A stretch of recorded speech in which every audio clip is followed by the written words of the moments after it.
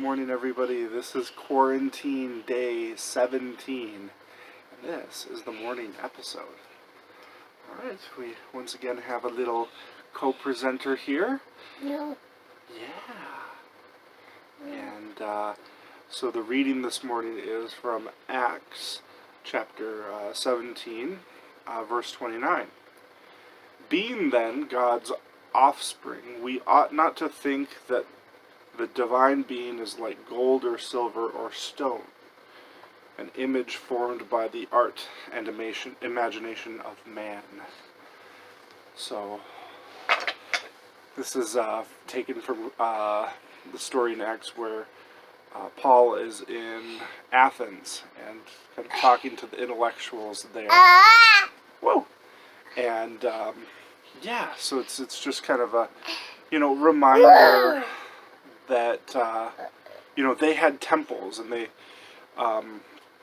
had shrines, and in some of these places they thought that a god physically existed in a statue or a structure, and that was kind of a big worldview change in what kind of the early Christian church brought to the Roman world, is this more intellectual space for, like, God exists everywhere,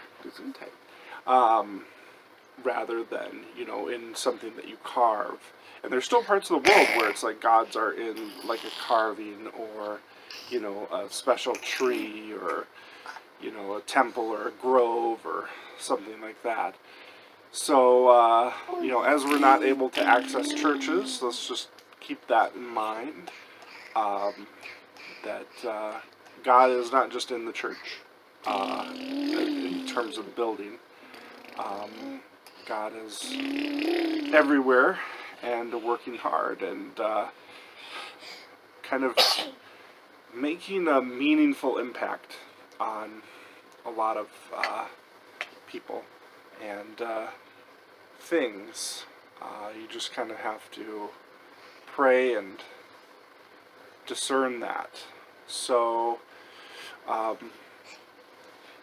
of the other things that I did when I got a major in religion, and one of the classes that I took that had a big impact on me was the Orthodox. I learned all about the Eastern Orthodox Church, and one of the big controversies in that church, of course, was these icons, these paintings of saints and people from the Bible.